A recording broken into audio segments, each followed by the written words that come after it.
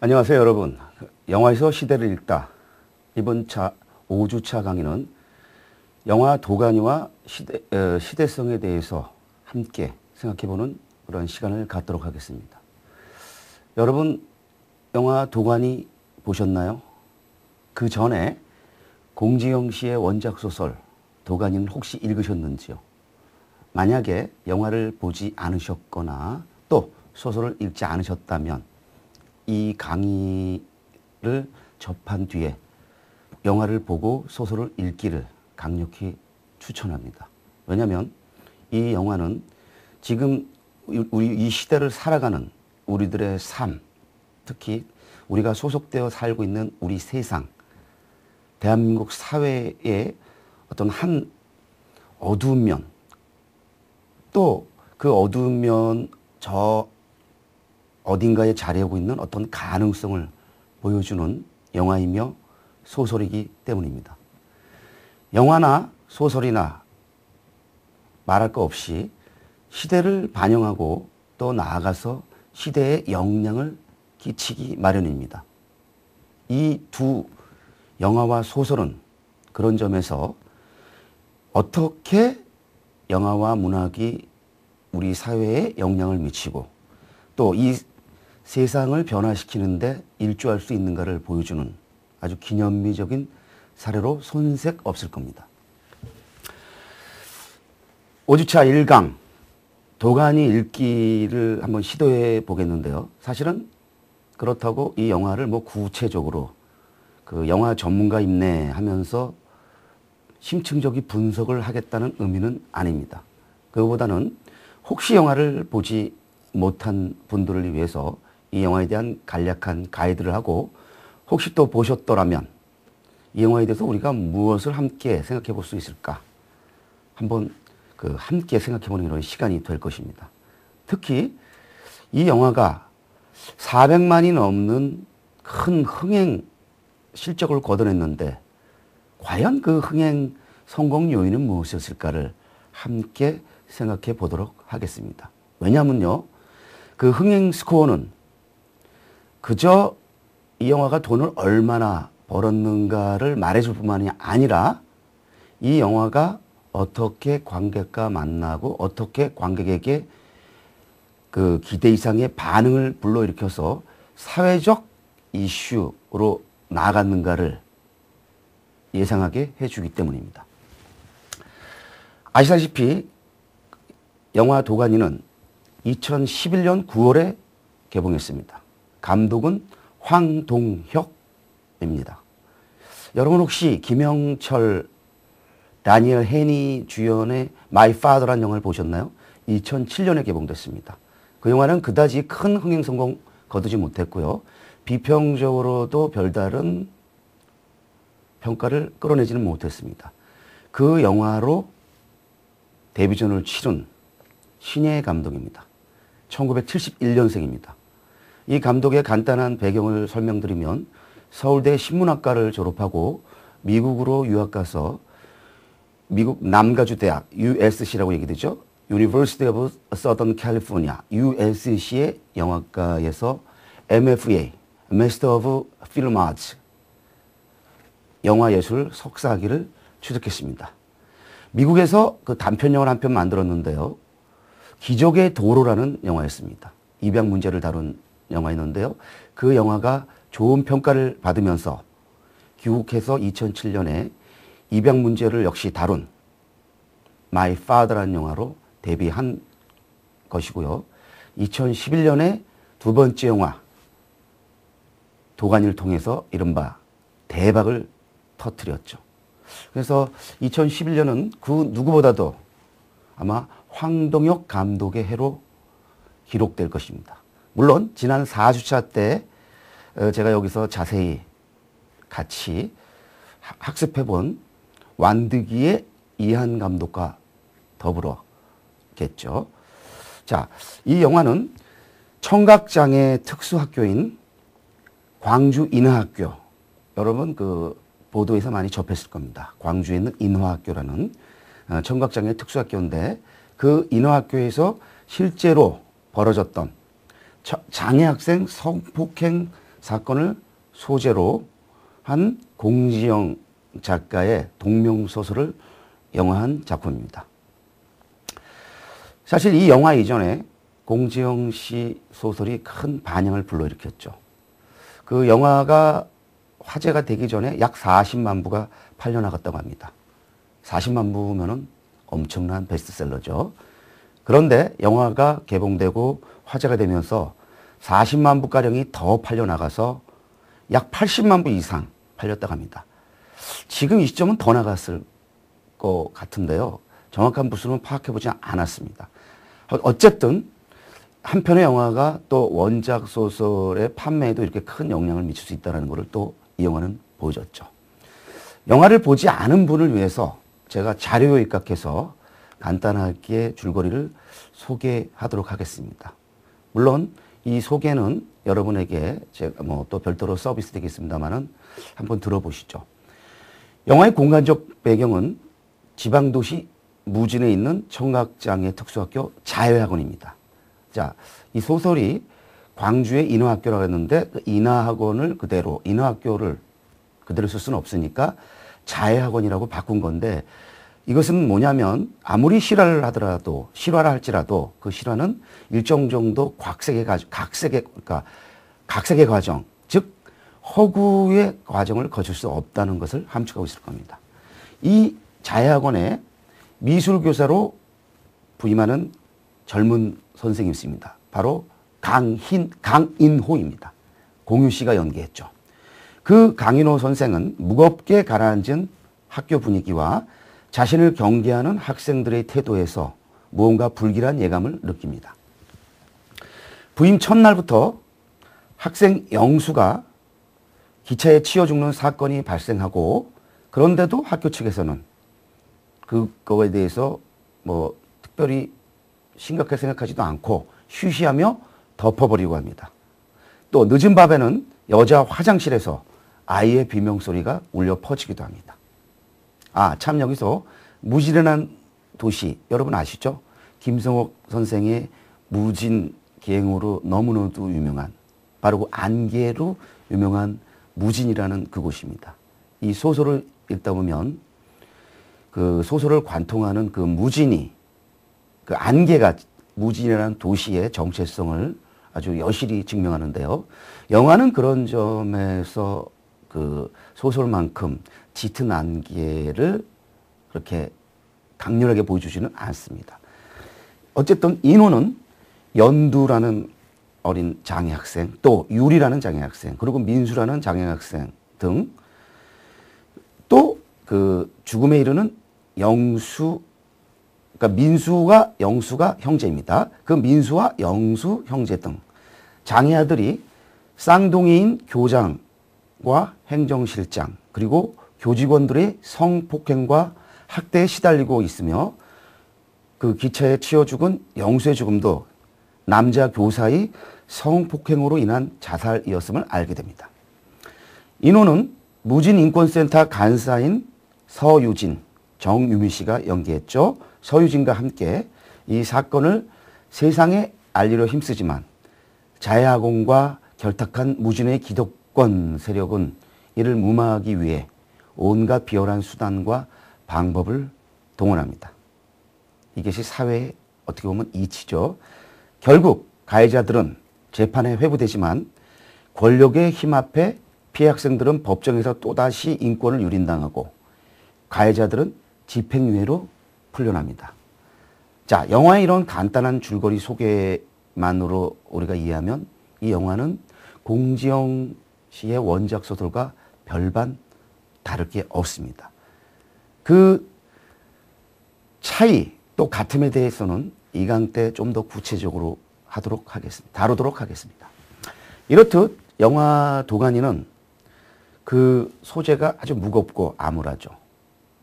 여러분이 간단한 줄거리 소개만으로도 굉장히 가슴이 답답함을 느끼실 겁니다. 실제로 이 소설을 읽기란 여간 어렵지 않습니다. 나아가서 영화를 보기란 여간 어렵지 않습니다. 감독인 황동혁 씨가 이렇게 말하더라고요. 이 영화를 하기 위해 제의를 받았을 때 사실은 거절했었다. 그런데 감당할 자신이 없어서 거절했었다고 하더거든요. 그런데 고심 끝에 영화를 통해서 담아낼 수 있는 게 있겠다 싶은 마음에 그 영화를 감독하기로 받아들이고 소설을 읽어나가는데 도저히 읽어나갈 수가 없어갖고 2번이나 책을 덮어도 갑니다. 사실은 저도 멍하니 책을 읽으면서 이러저런 생각을 하곤 했습니다. 그리고 저 이 강의를 위해서 이 소설을 한 번 더 읽었습니다. 한 번 읽기도 쉽지 않은 이 소설을 2번을 읽으면서 정말 그 가슴 먹먹함을 다시 한번 느꼈는데요. 2번째 읽을 때 더 가슴이 먹먹하더라고요.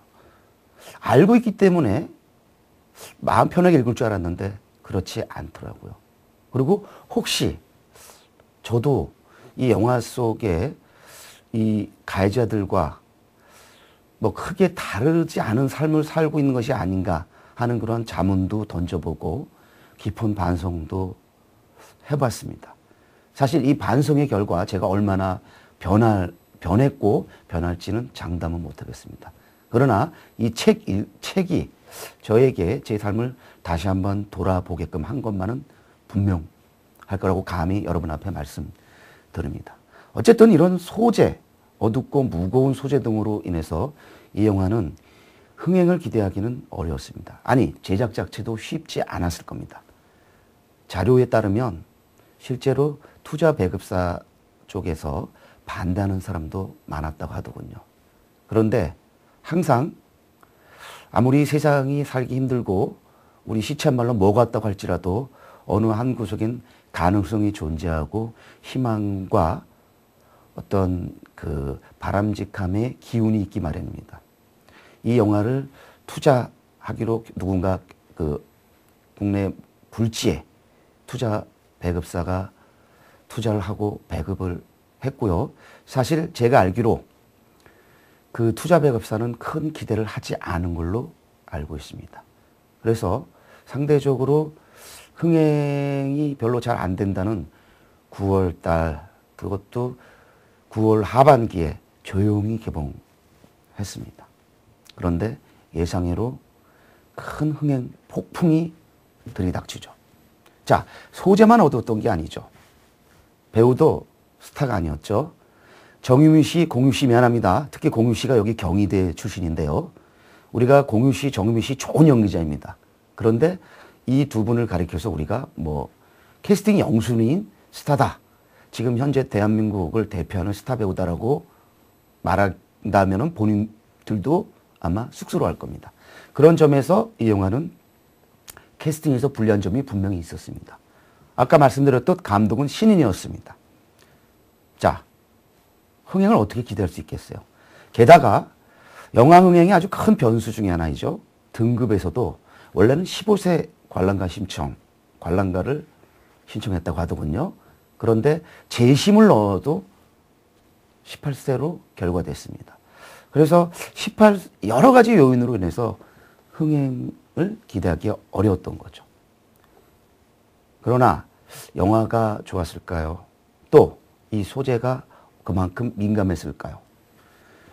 언론 시사회 이후 잘 만든 영화라는 입소문이 퍼지기 시작했습니다. 여러분 아시죠? 오늘날 제가 알기로 2010년을 전환 시점부터인 걸로 기억을 하는데요. 그 마케팅보다 더 중요한 요인이 입소문, 영어로 우리가 word of mouth라는 표현을 쓰는데 입소문이 무엇보다 중요한 흥행 변수로 부상을 했는데 바로 입소문을 타기 시작했습니다. 2000년대와 2010년대의 흥행 변수 중 결정적인 것은 바로 입소문입니다. 그 입소문 이전에는 마케팅으로 개봉 첫 주 성적을 일정 정도 낼 수 있었습니다. 그래서 첫 주의 개봉 성적이 높기 마련이었습니다. 그러면서 2주차부터는 서서히 그러니까 그 흥행 스코어가 떨어지기 시작합니다. 우리가 그것을 낙폭이라고 얘기를 하는데 보통 그런 순서를 받기 마련인데 입소문이 흥행의 결정적 변수로 부상하면서부터는 그 양상이 변화되기 시작했습니다. 개봉 주차 성적보다 2주차 흥행 성적이 더 중요한 변수가 되는 거죠. 그래서 흥행이 200만, 300만, 400만, 500만 그렇게 큰 성공을 거두는 영화들은 2주차 개봉 성적이 좋기 마련입니다. 완득이도 그랬고요. 최종병기 활도 그랬고 2011년에 성공한 거의 모든 영화 그렇습니다. 자, 우리 도가니도 마찬가지였죠. 자, 입소문은 바로 소셜 네트워크 서비스, 이른바 SNS 서비스로 인해서 아주 즉각적으로 그리고 대대적으로 퍼지기 마련인데 바로 트위터 등이 한몫하는 거죠.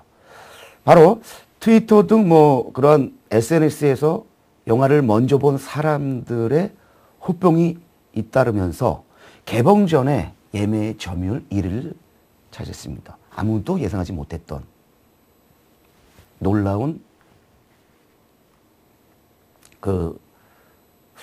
흥행 청신호였죠. 그러더니 22일 개봉하고 나서 주말 박스오피스에서 1위를 차지합니다. 그리고 개봉 5일 만에 100만 고지를 돌파합니다. 여러분, 지금 한국은 100만? 우습게 합니다. 200만도 우습게 알고 심지어는 300만도 우습게 하는데 그래서 가령 장훈 감독의 고지전이 300만을 못 넘었다고 실패작으로 그냥 단정을 해버리죠. 어느 면으로는 맞습니다. 화제의 대작이었으니까요. 그렇지만 300만이라는 스코어는 결코 만만한 스코어 아닙니다. 100만? 쉽게 넘을 수 있는 고지 아닙니다. 100만이면요. 유럽에서 영국, 프랑스, 독일 등 소위 말해서 유럽의 영화 강대국에서도 무시할 수 없는 스코어입니다. 그런데 5일 만에 100만 관객을 모았습니다. 자, 이 정도면 흥행 기대를 할 수 있겠죠. 아니나 다를까요?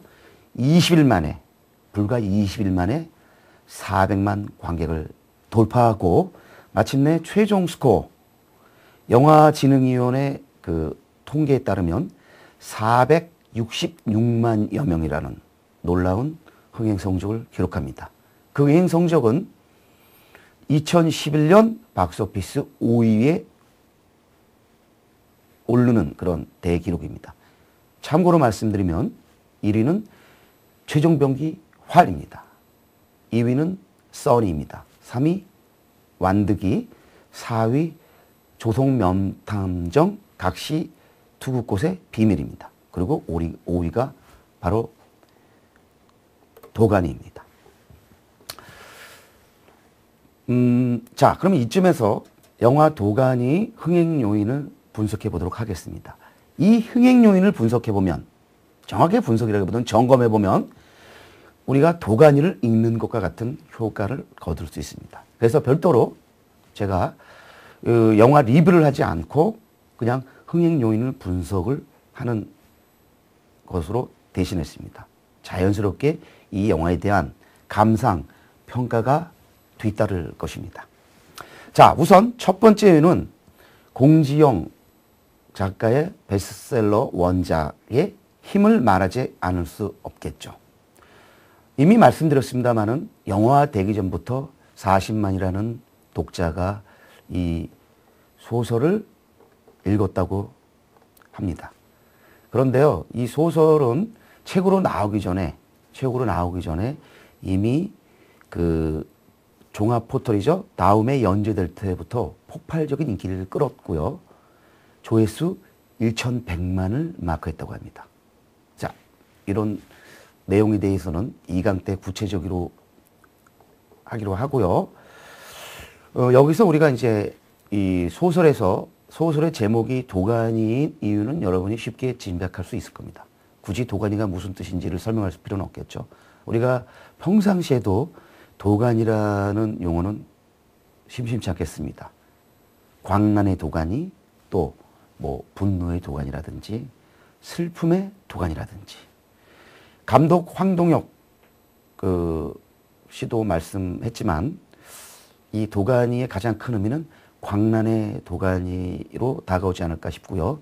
실제로 소설 속에서 그 서유진 간사와 강인호 선생이 이 사건을 접하면서 광란의 도가니라는 표현을 언급을 하죠. 2번 정도 나오는 걸로 저는 알고 있습니다. 근데 여기서 제가 이 광란의 도가니가 아니고 다른 도가니를 특별히 강조하고 싶습니다. 바로 뭐냐면 자해의 도가니라는 표현입니다.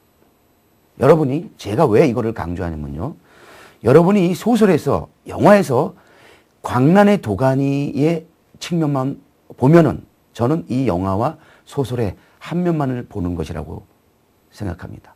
저는 이 소설과 영화가 그저 고발 차원에 머무는 그런 고발 소설이나 고발 영화가 아니라고 보기 때문입니다. 이 영화는 우리 사회에 또 이 소설은 우리 사회의 어둡고 암울한 면을 분명히 고발합니다. 그러나 이미 말씀드렸듯 거기서 더 나아가 이 영화와 소설은 우리 사회의 우리 인간의 변화 가능성을 암시합니다. 그 표현이 바로 자해의 도가니라는 표현인데 소설 속에 분명히 나옵니다. 자해의 도가니죠. 어느 대목에 나오냐면요. 제가 구체적으로 책을 여러분한테 책 페이지를 소개하겠습니다. 148쪽입니다.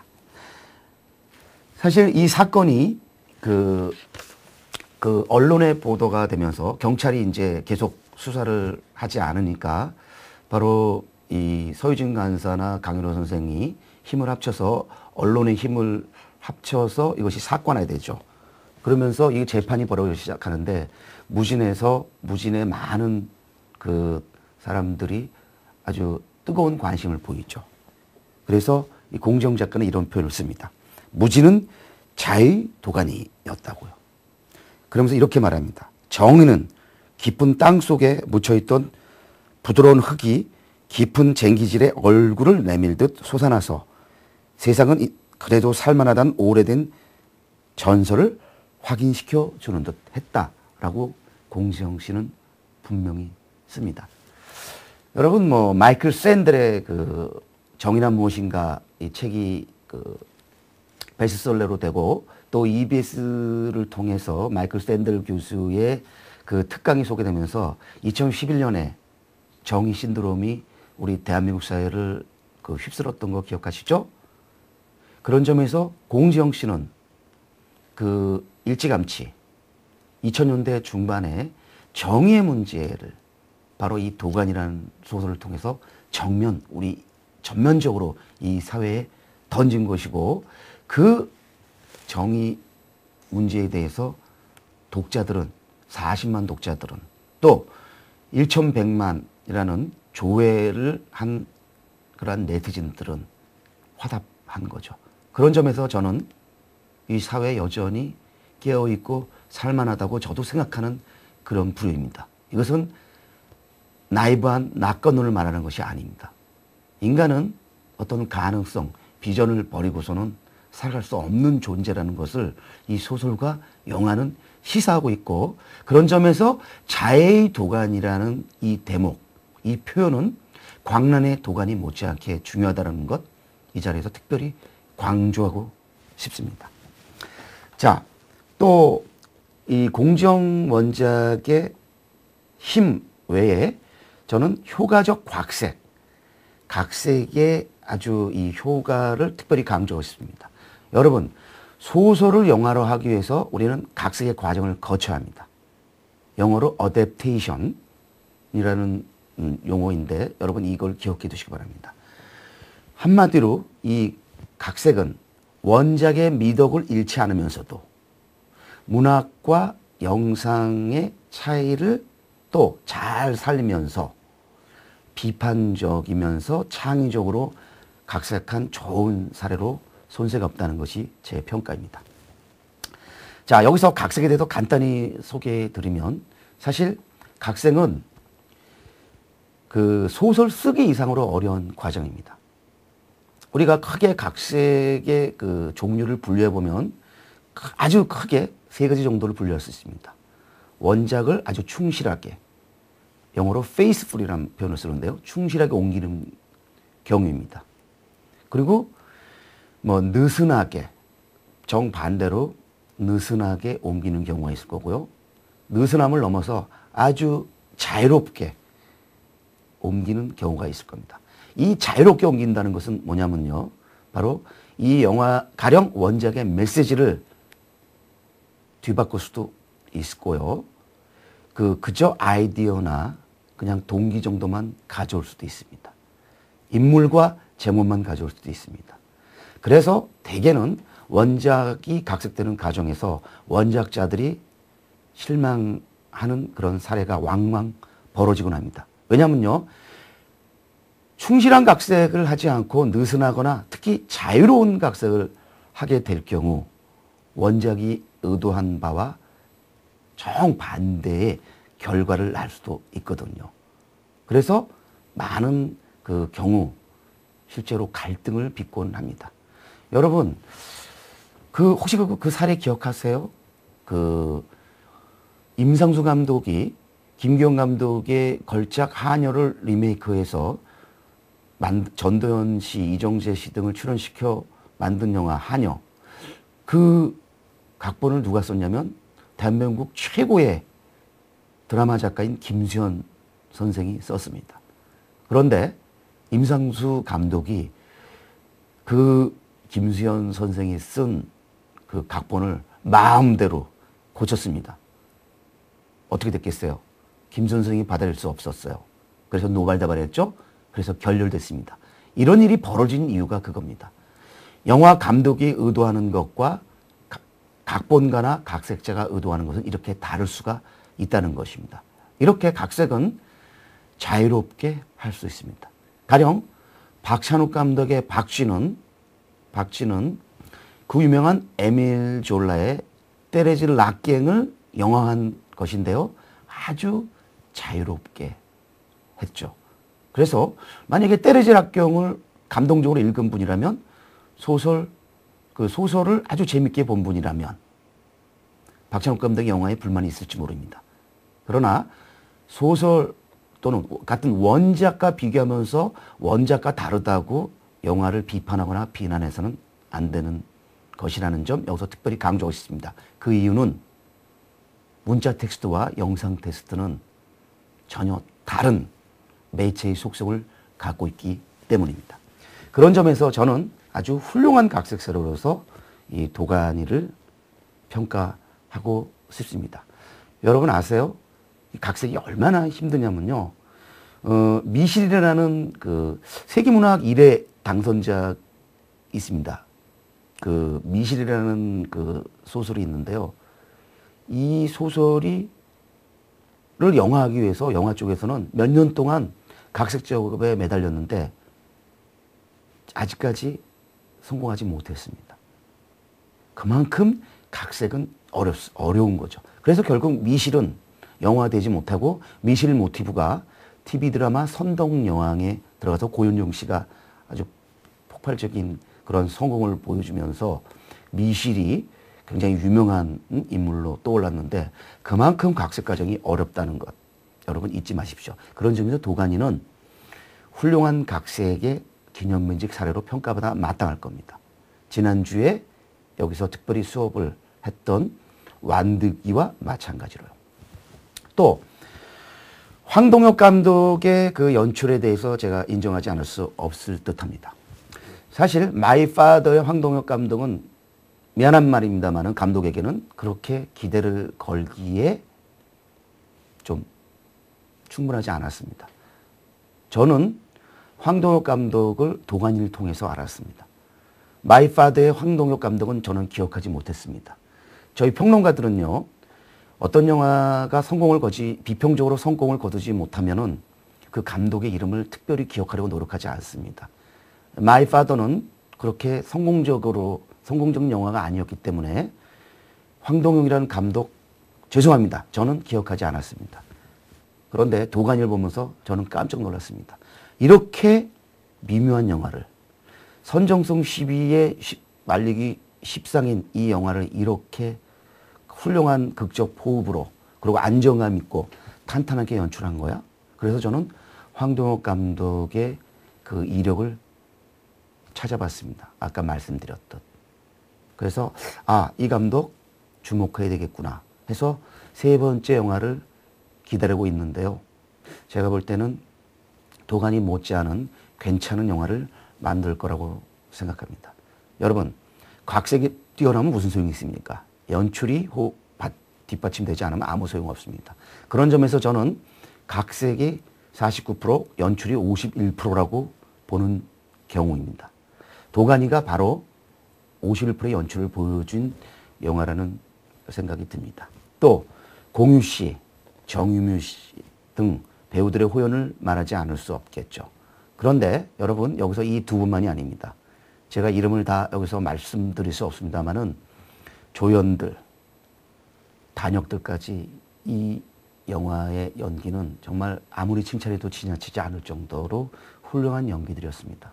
제가 제작자나 다른 채널을 통해서 들은 얘기입니다만은 여기서 그 가해자 연기를 한 사람들이 연기를 워낙 실감 있게 해서 그 가족으로부터도 따돌림을 당하고 외면을 받을 정도로 고통을 받고 있다고 하더군요.